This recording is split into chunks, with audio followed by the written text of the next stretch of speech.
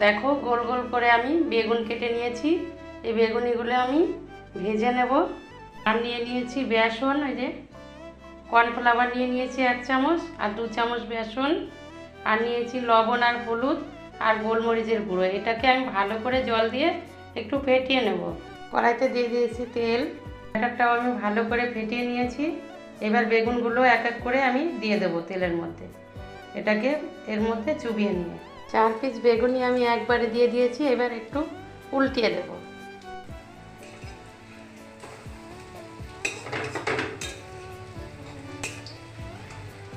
এইভাবে বেগুন ভেজে নিলে কিন্তু খেতে দুর্দান্ত লাগে। ভালো করে আমি লাল লাল করে ভেজে নেব। বেগুনগুলো ভাজা হয়ে গেছে, এবার তুলে নেব। বেগুন ভাজাটা তোমাদের কেমন লাগলো অবশ্যই কমেন্ট করে জানিও।